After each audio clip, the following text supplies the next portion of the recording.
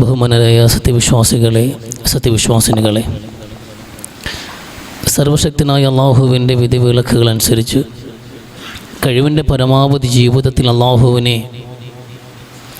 തഖ്വ ചെയ്ത് ജീവിക്കണമെന്ന് ആമുഖമായി എന്നോടും നിങ്ങളോടും വസിയത്ത് ചെയ്യുകയാണ്. അള്ളാഹു സുബ്ഹാനഹു വ തആല മുത്തഖീങ്ങളായിട്ട് ജീവിച്ച് മുസ്ലിമായി മരിക്കാനുള്ള നല്ല തൗഫീക്ക് നമുക്കെല്ലാവർക്കും നൽകി അനുഗ്രഹിക്കട്ടെ.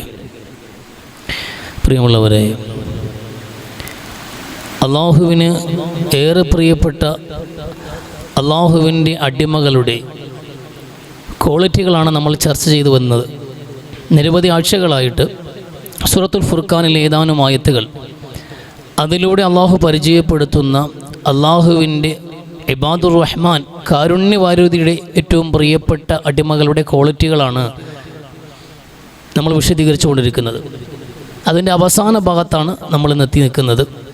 അവസാന ഭാഗത്ത് 2 ആയത്തുകളിലൂടെ അള്ളാഹു സുബ്ഹാനഹു വ തആല അള്ളാഹുവിന് പ്രിയപ്പെട്ടവരുടെ ലക്ഷണമായി കണക്കാക്കുന്ന 2 കാര്യങ്ങൾ കൂടി വിശദീകരിക്കുന്നുണ്ട്. ഒന്ന്, വല്ലദീന ഇദാ ദുഖിറു ബി ആയാതി റബ്ബിഹിം ലം യഖിറു അലൈഹാ സുമ്മം വഅമിയാന എന്ന്. ഒന്നത് അള്ളാഹു പറയുന്നത്, അള്ളാഹുവിൻ്റെ ആയത്തുകൾ ഓതപ്പെട്ട് കഴിഞ്ഞാൽ ആ കേൾക്കുന്ന അള്ളാഹുവിൻ്റെ പ്രിയപ്പെട്ട അടിമകളുടെ പ്രതികരണം എന്നുള്ളത് ഒരിക്കലും ലം യഖിറു അലൈഹാ സുമ്മം വഅമിയാന എന്ന്, അന്ധതയും ബധിരതയും ബാധിച്ചവരായിക്കൊണ്ടല്ല അവർ അതിനോട് പ്രതികരിക്കുക എന്ന് വിശുദ്ധ ഖുർആൻ വളരെ സാഹിത്യം കൊണ്ട് തന്നെ അലങ്കൃതമായിട്ട് വളരെ മനോഹരമായിട്ട് അള്ളാഹു ആ വിഷയത്തെ അവതരിപ്പിക്കാൻ, സ്ട്രൈറ്റ് പറയാവുന്നൊരു വിഷയത്തെ മറ്റൊരു തലത്തിൽ അള്ളാഹു സംസാരിക്കുന്നു എന്നതുപോലും അതൊരു സവിശേഷത കൂടിയാണ്. അതുപോലും ഒരു നെഗറ്റീവ് സ്റ്റേഡിൽ നിന്നുകൊണ്ട് തന്നെ ഒരു പോസിറ്റീവ് കാര്യം പറയാണ്. അത് അള്ളാഹു ഉദ്ദേശിക്കുന്നത്, അള്ളാഹുവിൻ്റെ വചനങ്ങൾ ഓതപ്പെട്ട് കഴിഞ്ഞാൽ, ഉത്ബോധനങ്ങൾ, മൂല്യങ്ങൾ സംസാരിക്കപ്പെടുന്നിടത്ത്, നല്ല കാര്യങ്ങൾ ചർച്ച ചെയ്യപ്പെടുമ്പോൾ പ്രധാനമായിട്ടും എല്ലാ നല്ലതും ഉൾക്കൊള്ളുന്ന ഗ്രന്ഥം വിശുദ്ധ വചനം, വിശുദ്ധ അള്ളാഹുവിൻ്റെ വാക്കുകൾ, ഈ ഖുർആനികമായ ചർച്ചകളും അധ്യാപനങ്ങളും നടന്നു കഴിയുമ്പോൾ അത് കേൾക്കുന്ന നല്ലവനായ ഒരു വിശ്വാസിയെ സംബന്ധിച്ചിടത്തോളം അത് കേട്ടില്ല എന്ന് നടിച്ച് കടന്നു പോകാൻ അയാളെ കൊണ്ട് സാധ്യമാവില്ല. അയാൾ കണ്ണ് തുറന്നത് നോക്കുകയും കാതുകൾ കുറിപ്പിച്ച് കേൾക്കുകയും അത് ജീവിതത്തിലേക്ക് പകർത്തുകയും ചെയ്യും. അതാണ് യഥാർത്ഥ അള്ളാഹുവിൻ്റെ ഇഷ്ടപ്പെട്ട അടിമയുടെ ക്വാളിറ്റി എന്ന്. അത് പറയാൻ വേണ്ടി അള്ളാഹു എടുത്ത പ്രയോഗം എന്നുള്ളത്, അങ്ങനെ അള്ളാഹുവിൻ്റെ വചനങ്ങൾ ഓതപ്പെടുമ്പോൾ അത് കേൾക്കുന്നവർ, അവർ അതിനോട് പ്രതികരിക്കുന്നത് ലം യഖിറു അലൈഹാ സുമ്മം വഅമിയാന, അന്ധതയും ബധിരതയുമാണ് ഈയിലൂടെയും അതിനെ സമീപിക്കുന്ന ശൈലിയായിരിക്കില്ല അവർക്കുണ്ടാവുക എന്ന്. ഏറ്റവും ഗൗരവത്തോടുകൂടി അന്ധതയും ബധിരതയുമാണ് ഏറ്റവും മോശപ്പെട്ട ഒരവസ്ഥ എന്നുള്ളത്. അന്ധതയും കേൾക്കാത്ത മനുഷ്യനാണ് ഏറ്റവും നികൃഷ്ടമായ സൃഷ്ടി. അത് ഖുർആൻ പറഞ്ഞ വാക്കാണ്. ലോകത്തെ ഏറ്റവും നികൃഷ്ടമായ അവസ്ഥ എന്നുള്ളത് കാണാതിരിക്കലും കേൾക്കാതിരിക്കലുമാണ്. അന്ധനെയും ബധിരനെയും അവഹേളിക്കുകയല്ല ഇവിടെ ചെയ്യുന്നത്. കണ്ണ് കാണാത്തവനെ കുറിച്ച് ഇവിടെ സംസാരമില്ല, കാത് കേൾക്കാത്തവനെ കുറിച്ചുമല്ല ഈ സംസാരിക്കുന്നത്. ഇന്ന ശർറദ്ദവാബി ഇൻദല്ലാഹി അസ്സുമ്മു വൽ ബുക്മു എന്ന് ഖുർആൻ. അള്ളാഹുവിൻ്റെ അടുക്കൽ ഏറ്റവും നികൃഷ്ടമായ ജന്തു എന്നുള്ളത് അത് അന്ധതയും ബധിരതയുമാണെന്ന് ഖുർആൻ സംസാരിക്കുന്നുണ്ട്. ഇവിടെയും അള്ളാഹു പറയുന്നത് അന്ധനെയും ബധിരനെയും അവഹേളിക്കുകയല്ല, ഒരിക്കലുമല്ല. അന്ധതയും ബധിരതയും എന്നുള്ളത് മനുഷ്യന് സഹജമായി ഉണ്ടാകാവുന്ന രോഗമെന്ന നിലയിൽ കണക്കാക്കപ്പെടുകയും അത് വലിയ പരീക്ഷണമാണ് എന്ന് കണക്കാക്കുകയും അത്തരം പരീക്ഷണങ്ങൾ സഹിക്കുന്നവർക്ക് പ്രതിഫലം വാഗ്ദാനം ചെയ്തിട്ടുണ്ട് വിശുദ്ധ ഇസ്ലാം. ആരെങ്കിലും മനുബത്തുലിബി ഹബീബത്തേനി, ആരുടെയെങ്കിലും ഏറ്റവും പ്രിയപ്പെട്ടത് കൊണ്ട് പരീക്ഷിക്കപ്പെടുകയാണ് എങ്കിൽ അവന് സ്വർഗമുണ്ട് എന്ന് റസൂലുള്ളാഹി സ്വല്ലല്ലാഹു അലൈഹി വസല്ലം. 2 ഹബീബത്തുകൾ, എൻ്റെ പ്രിയപ്പെട്ടവൾ, 2 പ്രിയപ്പെട്ടവർ, ആ 2 പ്രിയപ്പെട്ടവരെ കുറിച്ച് റസൂൽ വിശദീകരിച്ച 2 കണ്ണുകളാണ്. 2 കണ്ണുകൾക്കും മന്ദത ബാധിക്കുകയും എന്നിട്ടും ആ മനുഷ്യൻ അള്ളാഹുവിന് നൽകിയ ആ പരീക്ഷണത്തിൽ സഹിച്ച് ക്ഷമിച്ച് ഈമാനികമായി ജീവിച്ച് ഈ ലോകത്തോട് വിട പറയുകയും ചെയ്യുന്നുണ്ടെങ്കിൽ ആ പരീക്ഷണം മാത്രം കാരണം ആ മനുഷ്യന് സ്വർഗം കൊടുക്കുമെന്ന് റസൂലുള്ളാഹി സ്വല്ലല്ലാഹു അലൈഹി വസല്ലം. അപ്പം കണ്ണ് കാണാത്ത ആ പരീക്ഷണ അവസ്ഥയല്ല ഇവിടെ സംസാരിക്കുന്നത്, രോഗാവസ്ഥയല്ല, അബസവത്തവല്ല. അൻജഅഹുൽ അഅമ എന്ന ഖുർആൻ ചോദിക്കുന്ന നബിയോട്, ലോകത്തേക്ക് ഏറ്റവും ഉത്കൃഷ്ടനായ മനുഷ്യനെ വിമർശിച്ചതുപോലെ ഒരു അന്ധന് വേണ്ടിയിട്ട് അള്ളാഹു വിമർശിക്കാൻ ഏറ്റവും ഉത്കൃഷ്ടനായ മുഹമ്മദ് നബി സ്വല്ലല്ലാഹു അലൈഹി വസല്ലമ തങ്ങളെ ഈ റസൂലിൻ്റെ അടുക്കലേക്ക് ഗൗരവപ്പെട്ട ഖുറൈശി പ്രമുഖന്മാരെല്ലാം ഇസ്ലാമിക ആദർശവുമായി ബന്ധപ്പെട്ട ഒരു സംവാദത്തിന് വേണ്ടി വരികയാണ്. തർക്കങ്ങളും കുതർക്കങ്ങളും തമ്മിലടികളും ഒക്കെ ഒഴിവാക്കി എല്ലാം രമ്യമായി അവസാനിക്കുന്ന എല്ലാം രമ്യമായി അവസാനിക്കുന്ന ഏതൊരു മനുഷ്യനും ഇസ്ലാമിനെ ഹൃദയപൂർവ്വം സ്വീകരിക്കുന്ന നല്ലൊരു അവസ്ഥയാണ് റസൂൽ കാത്തിരിക്കുന്നത്. അതുകൊണ്ട് തന്നെ അത്തരം ചർച്ചകളെ സ്വാഗതം ചെയ്തു റസൂലുള്ളാഹി സ്വല്ലല്ലാഹു അലൈഹി വസല്ലമ. അങ്ങനെ വന്ന പ്രമുഖന്മാരായ ആൾക്കാർ നബിയുടെ മുമ്പിൽ ചർച്ചയ്ക്ക് വേണ്ടി വരുമ്പോൾ ആ സദസ്സിലേക്ക് ഉമ്മു മക്തൂം എന്ന ശഹാബി കടന്നു വന്നു. പുണ്യനബി സ്വല്ലല്ലാഹു അലൈഹി വസല്ലമ തങ്ങൾക്ക് ആ അവസരത്തിൽ വലിയൊരു സംഘം ആൾക്കാരുടെ നേതൃത്വം കൈയാളുന്ന സവർണ ബോധം ഉള്ളിക്കൊണ്ട് നടക്കുന്ന ഒരു സമൂഹം, അവർ ഇസ്ലാമിനെ കുറിച്ചുള്ള അന്വേഷണ താല്പര്യാർത്ഥം വരികയും ഒരു തർക്കങ്ങളൊക്കെ മാറ്റി വെച്ചിട്ട് കാര്യങ്ങൾ വ്യക്തമായി ഒന്ന് പഠിച്ച് മനസ്സിലാക്കിയിട്ട് ഞങ്ങളും ഞങ്ങളുടെ ഗോത്രങ്ങൾക്കൊപ്പം കടന്നു വരാമെന്നുള്ള ഒരു സാഹചര്യം ഒരുങ്ങി വരുമ്പോൾ അവരെ അനുഭാവപൂർവ്വം സ്വീകരിച്ചിരുത്തിയ റസൂൽ സ്വല്ലല്ലാഹു അലൈഹി വസല്ലമ തങ്ങൾക്ക് തെല്ലൊന്ന് കണ്ണടക്കേണ്ടി വന്നു. ഉമ്മു മക്തൂം എന്ന അർദ്ധലായ ശഹാബിയുടെ മുമ്പിൽ. അന്ധനായ താരതമ്യേന താഴേക്കിടയിൽ ജീവിക്കുന്ന ഒരു മനുഷ്യൻ, ആ മനുഷ്യൻ ഈ സദസ്സിലേക്ക് കടന്നു വരുമ്പോൾ ഉത്കൃഷ്ടരായ ഈ സമൂഹത്തിന് അറപ്പ് തോന്നാം, ഈ ചർച്ചയോടെ അലസിപ്പോകാം. വേണ്ട, അതുകൊണ്ട് അല്പമൊന്ന് കണ്ണടയ്ക്കാമെന്ന് കണക്കാക്കി റസൂൽ കണ്ണടച്ചു. ആ മനുഷ്യനെ കാണാത്ത ഭാവത്തിലിരുന്നു. അള്ളാഹുവിൻ്റെ വാക്കിറങ്ങി, അബസബതവല്ല അൻജഅഹുൽ അഅമ. അന്ധനായ ഉമ്മു മക്തൂം വന്നപ്പോൾ അയാൾ പരിഗണിക്കാതിരിക്കാൻ എന്തുണ്ട് ന്യായം മുഹമ്മദേ എന്ന് സ്വല്ലല്ലാഹു അലൈഹി വസല്ലം റസൂലിനെ വിമർശിക്കുകയാണ്.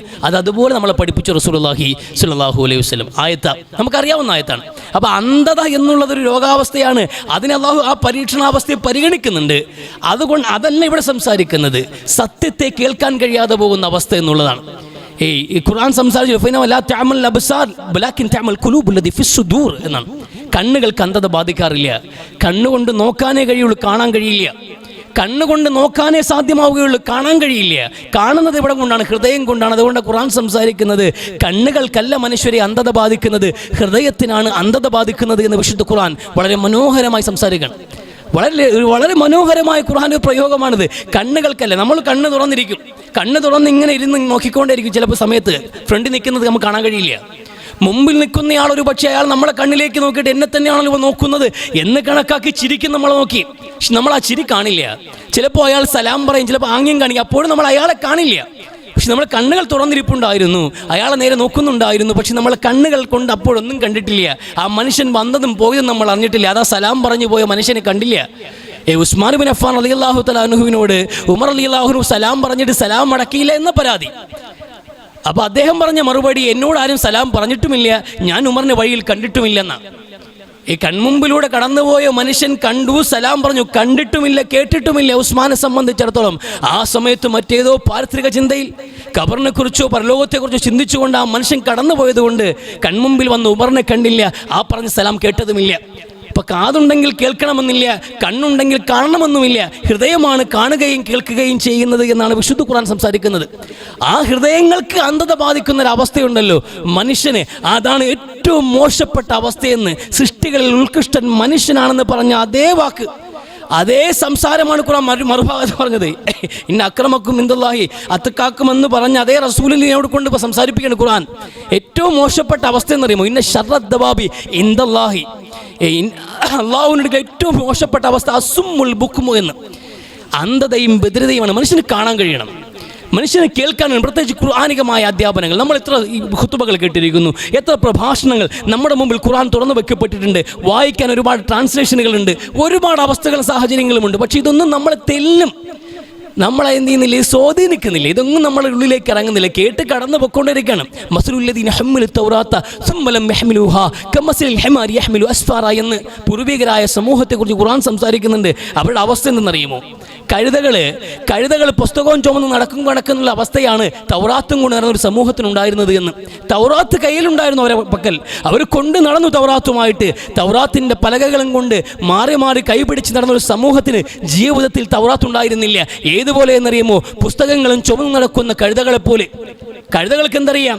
പുസ്തകത്തിൻ്റെ വാല്യൂ അറിയാമോ? അതിനകത്തുള്ള മൂല്യങ്ങൾ അറിയാമോ? സന്ദേശങ്ങൾ അറിയാമോ? കാര്യങ്ങൾ പഠിച്ച് പ്രാവർത്തികമാക്കാനുള്ള അറിവോ കഴിവോ കഴുതയ്ക്കുണ്ടോ? ഇല്ല. ആ കഴുതകൾ തൗറാത്തുകൾ ചുമന്നതുപോലെ നിങ്ങളും ഖുർആൻ ചുമക്കുന്നത് കൊണ്ട് കാര്യമില്ല എന്നാണ് ഖുർആൻ സംസാരിക്കുന്നത്. നമ്മൾ ഖുർആന്റെ വാഹകരാണ്, ഖുർആൻ പഠിതാക്കളാണ്, ഖുർആന്റെ വക്താക്കളാണ് എന്നൊക്കെ വലിയ വായിൽ പറയുമ്പോൾ ഇത് പഠിക്കാൻ, ഈ പറയപ്പെടുന്ന സദസ്സുകളിൽ ഇരുന്നത് ആ അറിവ് കേൾക്കാൻ, അത് കേൾക്കുമ്പോൾ അതൊന്ന് ഹൃദയത്തിലൊരു സ്പാർക്കെങ്കിലും ഉണ്ടാക്കാൻ, അങ്ങനൊരു അവസ്ഥയിൽ നമ്മൾ ഉണ്ടായിട്ടുണ്ടോ? ഇല്ല. കാരണം നമുക്ക് തെല്ല് ഈമാൻ കടന്നു പോയിട്ടില്ല. ഈമാൻ ഉള്ള മനുഷ്യർക്ക് മാത്രമേ ഖുർആന്റെ ആയത്തുകൾ കൊണ്ട് ചലനമുണ്ടാവുകയുള്ളൂ. ഖുർആൻ സംസാരിക്കുന്ന ആയത്ത് ഇറങ്ങിക്കഴിയുമ്പോൾ ചില ആയത്തുകൾ ഇറങ്ങിക്കഴിയുമ്പോൾ അത് വിശ്വാസികളായ ആൾക്കാർക്ക് അത് ആവേശം പകരുകയും അവർക്ക് ഈമാൻ നൽകുകയും വഹുമസ്തബിശ്റൂന ഓരോ വചനങ്ങൾ കൊണ്ട് ആഘോഷിക്കുകയും സന്തോഷിക്കുകയും ചെയ്യും. അതവർക്ക് ഈമാൻ വർദ്ധിപ്പിക്കും. ഇന്നല്ലാഹ ലാ യസ്തഹി അൻ യദ്രിബ മസലൻ ബഅഉദതൻ ഫമാ ഫൗകഹ ഫഅമ്മൽ ലദീന ആമനു ഫയഅലമൂന അന്നഹുൽ ഹഖ്ഖു മിർ റബ്ബിഹിം വഅമ്മൽ ലദീന കഫറു. ഈ ഖുർആൻ സംസാരിക്കുന്ന ഭാഗത്ത് അല്ലാഹു പറയുന്നത് ബഅഉദത്തിനെ കുറിച്ച്, ഈച്ചയെ കുറിച്ച് സംസാരിക്കും. ചിലപ്പോൾ അതിനേക്കാൾ നിസ്സാരമായതിനെ കുറിച്ച് സംസാരിക്കും.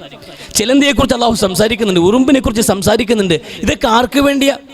ജനങ്ങൾ ചില ആൾക്കാരൊക്കെ പറയും ഖുർആൻ സംസാരിക്കുന്നുണ്ടില്ലേ ചിലന്തി വലയെക്കുറിച്ച്, ചിലന്തിയെക്കുറിച്ച്, ഈച്ചയെക്കുറിച്ച്, തേനീച്ചയെക്കുറിച്ച്. ഇത്രയും നിസ്സാരമായ കാര്യങ്ങളാണല്ലോ അള്ളാഹുവിന് ചർച്ച ചെയ്യാനുള്ളത് എന്ന് പടച്ചവന് നാണമാകുന്നില്ലേ എന്ന് ആക്ഷേപം പറയുന്നവർക്ക് മറുപടി പറഞ്ഞിറങ്ങിയ ആയത്താണ് അള്ളാഹു ലജ്ജിക്കുന്നില്ല എന്ന്.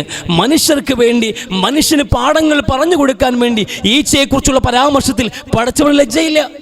തേനീച്ചയെക്കുറിച്ച് സംസാരിക്കുന്നതിൽ അള്ളാഹുവിന് ലജ്ജയില്ല. അതിനേക്കാൾ നിസാരമായത് പോലും അള്ളാഹു മനുഷ്യന് വേണ്ടി എടുത്തു വെച്ച് സംസാരിക്കും, പഠിപ്പിക്കാൻ വേണ്ടി. എന്നാൽ വിശ്വാസികളോ ഇതെല്ലാം റബ്ബിൻ്റെ ഭാഗത്ത് നിന്നുള്ളതാണ് എന്ന വിശ്വാസത്തിലേക്ക്, തീവ്രമായ വിശ്വാസത്തിലേക്ക് കടന്നു വരും. ആ അറിവുകൾ അവർക്ക് കൂടുതൽ പ്രചോദനമുണ്ടാക്കും, ആവേശമുണ്ടാക്കും. എന്നാൽ ഫാസിഖ്യങ്ങളെ സംബന്ധിച്ചിടത്തോളം, മുനാഫിഖ്യങ്ങളെ സംബന്ധിച്ചിടത്തോളം അവർക്കിത് മോശമായി തോന്നും. അതുകൊണ്ട് തന്നെ ഈ ആയത്തുകൾ മുമ്പിൽ വെച്ചിട്ട് വിമർശിച്ചിട്ട് കുറ്റപ്പെടുത്തി മാറി നിൽക്കുന്ന കുറേ ആൾക്കാരുണ്ടാകും. കുറേ ആൾക്കാർ ഇതുകൊണ്ട് ഹിദായത്തിലേക്കും വരും. കുറേ ആൾക്കാർ ഈ ഖുർആൻ ആയത്ത് കൊണ്ട് തന്നെ വഴി പിഴയ്ക്കുകയും ചെയ്യുമെന്ന് വിശുദ്ധ ഖുർആൻ. ആ വഴി പിഴയ്ക്കുന്നവരിൽ പെടാനല്ലല്ലോ നമ്മളോട് ഇത് പറയുന്നത്, വഴി കണ്ടെത്തുന്നവരിൽ പെടാൻ വേണ്ടി. ജീവിതത്തിൽ ഓരോ ആയത്തുകളും, ആയത്തെന്നല്ല അറിവ് എന്ന് പറഞ്ഞാൽ ഏതൊരു അറിവിനെയും പഠിച്ചെടുക്കാനും ഉൾക്കൊള്ളാനും മൂല്യങ്ങൾ അനുസൃതമായി ജീവിതത്തിൽ പരിവർത്തനമുണ്ടാക്കാനുമുള്ള പ്രതിബദ്ധതയാണ് മനുഷ്യൻ എപ്പോഴും പുലർത്തേണ്ടത്, ഏത് കാലഘട്ടത്തിലാണെങ്കിലും. ജാഹിലിയ കാലഘട്ടത്തിൽ, നമ്മൾ പറയും ജാഹിലിയത്തിൻ്റെ കാലഘട്ടത്തിലാണ് 6-ാം നൂറ്റാണ്ടിൽ വെളിച്ചവുമായി മുഹമ്മദ് നബി സല്ലല്ലാഹു അലൈഹി വസല്ലം വന്നതെന്ന്. ഖുർആനിൻ്റെ വെളിച്ചത്തിലാണ് പിന്നെ കാണുന്ന ചരിത്രമുണ്ടായത്. എന്താ ജാഹിലിയത്ത്? ആ സമുദായത്തിൻ്റെ അല്ലെങ്കിൽ ആ കാലഘട്ടത്തിൽ ജനങ്ങളുടെ ജാഹിലിയത്ത് എന്താണ് അജ്ഞത എന്നത്? അറിവില്ല എന്ന് പറഞ്ഞ് നിങ്ങൾ കണക്കാക്കുന്ന അക്ഷരജ്ഞാനമില്ലാത്തവരായിരുന്നു അറബികൾ എന്നാണോ? നിബിധങ്ങൾ വന്നിട്ട് സാക്ഷരത തുടങ്ങിയെന്നാണോ നിങ്ങൾ കണക്കാക്കുന്നത്? അല്ലല്ലോ. ഏതു കാലഘട്ടത്തിലെയും മികച്ചതിൽ മികച്ചതുമായിട്ടാണ് പ്രവാചകന്മാരെ അള്ളാഹു നിയോഗിക്കുക. അങ്ങനെ വന്നപ്പോഴാണ് വിശുദ്ധ ഖുർആൻ എന്ന ഏറ്റവും വലിയ സാഹിത്യ സൃഷ്ടിയുമായിട്ട് മുഹമ്മദ് നബി സല്ലല്ലാഹു അലൈഹി വസല്ലം തങ്ങളെ അള്ളാഹു നിയോഗിക്കുന്നത്. ഏറ്റവും വലിയ സാഹിത്യത്തിലെ സാമ്രാട്ടുകളുടെ മുമ്പിൽ മികവാർന്ന മനുഷ്യരാണ് സാഹിത്യ രംഗത്ത്. സാഹിത്യമാണ് മനുഷ്യന്റെ ക്വാളിറ്റി എന്ന് കണക്കാക്കിയാൽ ജാഹിലിയത്തൊന്നും സംഗതി ഉണ്ടാവില്ല. അറബിയിൽ അപാരമായ സാഹിത്യ ശേഷിയുണ്ട്. ഈ കാലഘട്ടത്തിൽ പോലും ഭാഷാ പണ്ഡിതന്മാർ ആശ്രയിക്കുന്ന പല കവിതകളും 6-ാം നൂറ്റാണ്ടിനപ്പുറത്ത് നിൽക്കുന്നു. ഇംറു ഖൈസിനെ കുറിച്ച് എന്നും ചർച്ചയുണ്ടെങ്കിൽ, പ്രവാചകൻ സല്ലല്ലാഹു അലൈഹി വസല്ലം ജനിക്കുന്നതിന് മുമ്പേ മരണപ്പെട്ടു പോയൊരു മനുഷ്യനെ കുറിച്ച് ലോകത്തുനിന്ന് ചർച്ചയുണ്ടെങ്കിൽ കാരണം അറബ് ഭാഷാ സാഹിത്യത്തിലെ മുടിചൂടാ മന്നൻ എന്ന് പറയാവുന്നൊരവസ്ഥ അയാൾക്കുണ്ടായിരുന്നു. സാഹിത്യത്തിൽ അത്രയും മികവ് പുലർത്തിയ മനുഷ്യനാണ്. മദ്യത്തിൻ്റെ സൽക്കാര വേദിയിലിരുന്ന് മദ്യപിക്കുമ്പോൾ പോലും പറഞ്ഞ വാക്കുണ്ടല്ലോ, വാപ്പ മരിച്ചു എന്ന്, താങ്കളുടെ വാപ്പ മരിച്ചിരിക്കുന്നു എന്ന് മരണം പറഞ്ഞ് വന്നവനോട് പോലും സാഹിത്യ ഭാഷയിൽ മറുപടി അൽ ഖംറു യൗമൈദിൻ അൽ അംറു ഗദാ എന്ന്. മരണവും കാര്യങ്ങളും നാളെ ഇരിക്കട്ടെ, ആദ്യം നമുക്ക് കള്ളു കുടിക്കാമെന്ന് സാഹിത്യം കൊണ്ട് മറുപടി പറഞ്ഞ സാഹിത്യത്തിൻ്റെ തലതൊട്ടപ്പന്മാർ ഒരുപാട് പേരുണ്ടായിരുന്നു അറബിയിൽ. അപ്പം അക്ഷരജ്ഞാനമോ സാഹിത്യബോധമോ അല്ല, ഒരു സമൂഹത്തിൻ്റെ കൾച്ചറാണ്, അവരുടെ വിശ്വാസമാണ്, ധാർമ്മിക ബോധ്യങ്ങളാണ് ഒരു സമൂഹത്തിൻ്റെ സംസ്കാരത്തെ അടയാളപ്പെടുത്തുക, അവരുടെ ജഹാലത്തിനെയും അവരുടെ വിജ്ഞാനത്തെയും അടയാളപ്പെടുത്തുക. അവർക്ക് അറിവുണ്ടായിരുന്നു, അക്ഷരജ്ഞാനമുണ്ടായിരുന്നു, സാഹിത്യബോധമുണ്ടായിരുന്നു, പക്ഷേ കൾച്ചറില്ലായിരുന്നു, സംസ്കാരമില്ല, ജീവിത സംസ്കാരമിൽ തൊട്ടു തീണ്ടാത്തൊരു സമൂഹം, മൂല്യബോധങ്ങളില്ലാത്ത സമൂഹം, ധാർമ്മികത നഷ്ടപ്പെട്ടു പോയൊരു സമൂഹം, വിശ്വാസത്തിൻ്റെ കാര്യത്തിൽ അങ്ങേയറ്റം പിഴവ് പറ്റിപ്പോയൊരു സമൂഹത്തും. ആ സമൂഹത്തിൻ്റെ മുമ്പിലേക്കാണ് അവരെക്കുറിച്ച് ജഹാലത്ത് എന്ന് ഖുർആൻ പറഞ്ഞത്. ആ ജഹാലത്ത് നയിച്ചത് കൊണ്ടാണ് ആ സമൂഹത്തിൽ നിന്ന് ഏറ്റവും മോശപ്പെട്ട പ്രവർത്തനങ്ങൾ ഉണ്ടായത്. അവർക്കിടയിൽ ജാതി വിഭാഗീയതകളും ജാതി ചിന്താഗതികളും തലപൊക്കിയത്, അവർ ജാതിയുടെയും ഗോത്രത്തിൻ്റെ പേരിൽ തമ്മിലടിച്ചത്. ഈ ഒരു അവസ്ഥ സമൂഹത്തിനുണ്ടായത് സാഹിത്യം ബോധമുള്ളത് കൊണ്ടാണ്. ഉണ്ടായതിൻ്റെ കാര്യം എന്താണ്? മൂല്യബോധങ്ങളില്ലാതെ പോയി. അതാ ജഹാലത്ത്. അവിടെ അത് തിരുത്താനാണ് ഖുർആൻ വന്നത്. അത് പഠിക്കാൻ ആ സമൂഹം തയ്യാറായി. സാഹിത്യത്തിൻ്റെ മികവല്ല അവരെ പിന്നെ വളർത്തിയത്, മറിച്ച് വിശുദ്ധ ഖുർആനിൻ്റെ അകക്കാമ്പുകൾ, അതിനകത്തുള്ള ഉള്ളടക്കങ്ങൾ, അതിൽ പറയുന്ന ഓരോ സന്ദേശങ്ങളും അവരെ പിടിച്ചിരുത്തി ചിന്തിപ്പിച്ചു. എത്ര മനോഹരമായ വാക്കുകൾ! ഇത് പഠിക്കേണ്ടത് തന്നെയല്ലേ, ഇത് പകർത്തേണ്ടത് തന്നെയല്ലേ എന്ന് ഓരോ മനുഷ്യനും സ്വയം തീരുമാനിച്ചപ്പോൾ പ്രതിബന്ധങ്ങളൊന്നും തടസ്സമായില്ല. അത് ചിന്തിച്ചു, പഠിച്ചു, മനസ്സിലാക്കിക്കൊണ്ട് ജീവിതത്തിൽ പകർത്തിക്കൊണ്ടേയിരുന്നു. ഖുർആൻ ജീവിതത്തിലേക്ക് പ്രാക്ടീസ് ചെയ്യാൻ തുടങ്ങിയപ്പോൾ ഒരുപാട് പ്രതിബന്ധങ്ങളുണ്ടായി. അടിമകളായ മനുഷ്യർ ക്രൂരമായ പീഡനങ്ങൾ ഏൽക്കേണ്ടി വന്നു. അവർ കളഞ്ഞില്ലല്ലോ, ആ ജീവിതം തുടർന്നുകൊണ്ടേയിരുന്നു. അതിക്രൂരമായ വിനോദങ്ങൾ ശത്രുവിൻ്റെ ഭാഗത്ത് നിന്ന് അക്രമങ്ങളുടെയും പീഡനങ്ങളുടെയും വിനോദങ്ങളിൽ അവർ രസിച്ചപ്പോൾ ബന്ധം നീറിയും മുറുകിയും ഒരു സമൂഹം ഖുർആൻ നെഞ്ചോട് ചേർത്ത് പിടിച്ചു, ജീവിതത്തിൽ ചേർത്ത് പിടിച്ചു. അവസാനം സ്വന്തം നാട്ടിൽ നിൽക്കാൻ കഴിയാതെ ഹബശയിലേക്ക് വണ്ടി കയറേണ്ടി വന്നപ്പോഴും അവർ നെഞ്ചോട് ചേർത്ത് പിടിച്ചെന്താണ് ഖുർആൻ. അവിടെ ചെന്ന് ഹബശയിൽ നജ്ജാഷി രാജാവിൻ്റെ അഭയാർത്ഥിയായി കഴിയുമ്പോൾ അവിടേക്ക് കടന്നു വന്ന മക്കയിലെ കുഫാറുകൾ ഈ സമൂഹം ആഭ്യന്തര കുറ്റവാളികളാണ്, മക്കയിലെ ഏറ്റവും വലിയ കുഴപ്പക്കാരാണ്, ഇവരെ നിങ്ങൾ പാർപ്പിക്കുന്നത് നിങ്ങൾക്ക് തന്നെ ഭീഷണിയാകുമെന്ന് പറഞ്ഞ് അവരെ വിരട്ടുകയും ആ സമൂഹത്തെ അവിടെ നിന്ന് പുറത്താക്കാൻ ശ്രമിക്കുകയും ചെയ്യുമ്പോഴും അവരെടുത്തു വെച്ചത് എന്താണ്? ഖുർആൻ. ഞങ്ങൾ പഠിച്ച ഖുർആൻ ഒന്ന് കേട്ടു നോക്കൂ. നമ്മൾ എങ്ങനെ ജീവിച്ച മനുഷ്യരാണെന്നറിയുമോ? നമ്മളെങ്ങനെ ജീവിച്ച് തമ്മിത്തല്ലി ജീവിച്ച ആൾക്കാരാണ്, മദ്യവും മയക്കുമരുന്നും ശീലമാക്കിയ ഒരാൾക്കാരാണ്.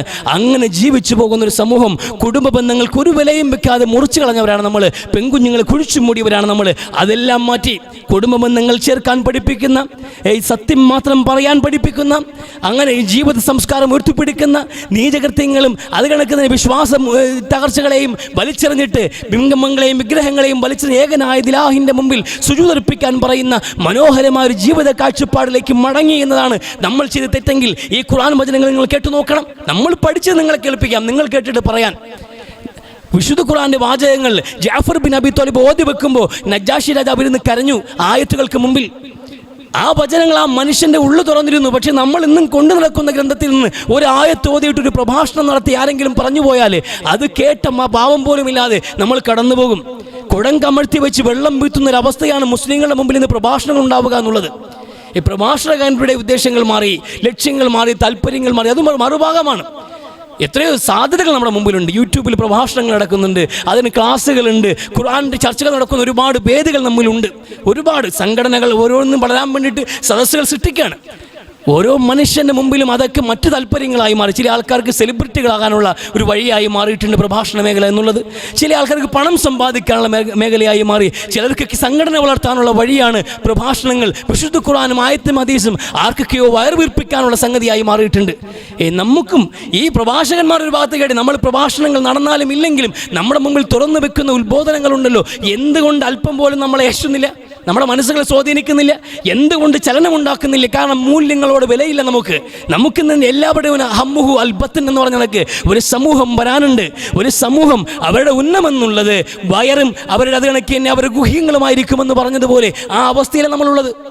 നമുക്ക് വയറിൻ്റെ കാര്യം പരിഗണിക്കണം, ഭുജിക്കുക ഭോഗിക്കുക എന്നുള്ളതല്ലാതെ മറ്റൊന്നും ചിന്തിക്കാൻ കഴിയാത്തൊരു സമൂഹമായി ഇന്ന് ഈ രണ്ട് കാലം നടക്കുന്ന മനുഷ്യർ മാറിയിട്ടുണ്ട്. നമ്മുടെ അവസ്ഥയാണ്. നമുക്ക് കഴിക്കണം, പണം കഴിക്കാൻ എന്താ ആവശ്യമാണോ അത് സമ്പാദിച്ചുകൊണ്ടേയിരിക്കണം, പിന്നെ ഉപഭോഗിക്കണം. ഈ സെക്സ് ജീവിതത്തിൽ സെക്സിനും ഫുഡിനും മാത്രം വില കൽപ്പിക്കുന്ന ഒരു സമൂഹമായി നമ്മൾ അധപ്പതിച്ചിട്ടുണ്ട്.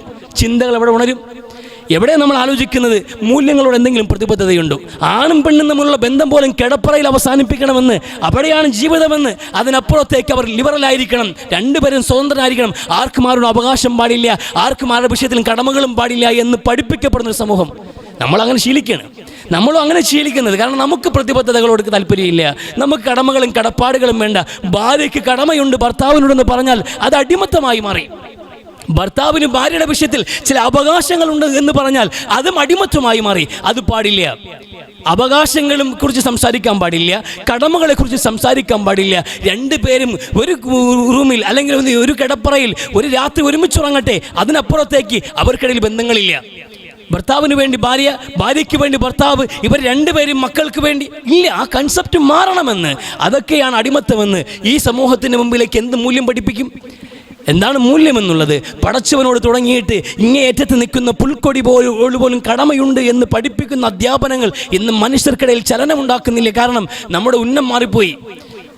അടിസ്ഥാനപരമായും മനുഷ്യൻ ഉൾക്കൊള്ളുന്ന കുറേ മൂല്യങ്ങൾ പോലും നമ്മൾ വലിച്ചെറിഞ്ഞിട്ട് നമുക്കിപ്പോൾ എന്താണ്, പണം സമ്പാദിക്കണം, ആവശ്യം പോലെ ഭുജിക്കണം, പിന്നെ ഭോഗിക്കണം, ഇത് മാത്രമായിട്ടുള്ള ജീവിതമായി മനുഷ്യർ മാറുന്നു. ഇതിനെ ഇന്ന് സമൂഹം പ്രോത്സാഹിപ്പിക്കുകയും ചെയ്യുന്നുണ്ട്. അതാണ് ജീവിതം. ഇതിനു വേണ്ടി എന്തിന് അടിമത്വം, ഇതിനു വേണ്ടി എന്തിന് വിധേയത്വം, ഇതിനു വേണ്ടി എന്തിന് ഭക്തി, ഇതിനു വേണ്ടി എന്തിന് പരലോകത്തെ കാത്തിരിക്കണം? ഇതൊന്നും ആവശ്യമില്ലാന്ന്. ഇതാണ് ഇന്ന് പഠിപ്പിക്കപ്പെടുന്നതും ഇതാണ് മോഡേൺ കൾച്ചർ എന്ന് പറഞ്ഞ് സമൂഹത്തിന് മുമ്പിൽ അടിച്ചേൽപ്പിക്കുന്നതും. നമ്മുടെ മക്കളുമൊക്കെ ആ വഴിക്ക് സഞ്ചരിക്കാൻ തുടങ്ങിയിരിക്കുകയാണ്. നമ്മുടെ മക്കളും പുതിയ തലമുറ അങ്ങനെ ആ വഴിക്ക്.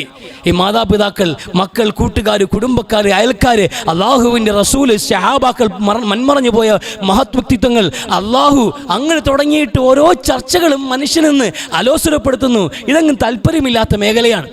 നമുക്കതൊന്നും താല്പര്യമില്ല. നമുക്കെങ്ങനെ ഒരു ഉപജീവന മാർഗം നല്ല മാന്യമായി സമ്പാദിക്കാൻ എങ്ങനെ ഒരു മാർഗം കണ്ടെത്താം, എങ്ങനെ പണം സമ്പാദിക്കാം, എങ്ങനെ മാന്യമായിട്ട് ഇവിടെ ജീവിക്കാം എന്നതിനപ്പുറത്തേക്കുള്ള ചിന്തകൾ പോകുന്നില്ല. ഇത് മനുഷ്യന് ഹൃദയത്തിൽ വീണ വലിയൊരു അന്ധതയാണ്, ഒരു പൂട്ടാണ്. ഖത്തമല്ലാഹു അലാ ഖുലൂബിഹിം വഅലാ സമഇഹിം വഅലാ അബ്സാരിഹിം ഗിശാവ. ഖുർആൻ സംസാരിക്കുന്നത് ആ സമൂഹത്തിന് സത്യത്തിൽ ഇനിയൊന്നും മനസ്സിലാകാൻ പോകുന്നില്ല. ഇത്തരം ആൾക്കാർക്ക് ഇനി മനസ്സിലാകാത്തതിൻ്റെ കാര്യം എന്ന് അറിയുമോ, അവരെ ഹൃദയങ്ങൾ അല്ലാഹു സീൽ വെച്ചിരിക്കുന്നു എന്ന്. അവരെ ഹൃദയങ്ങൾക്ക് സീൽ വെച്ചിരിക്കുന്നു. അവരെ കാതുകളും കണ്ണുകളിലേക്കും അല്ലാഹു വീയമുരുക്കി വീഴ്ചിരിക്കുന്നു. അതെല്ലാം അടക്കപ്പെട്ടിരിക്കുന്നു, എല്ലാം മൂടിപ്പോയി.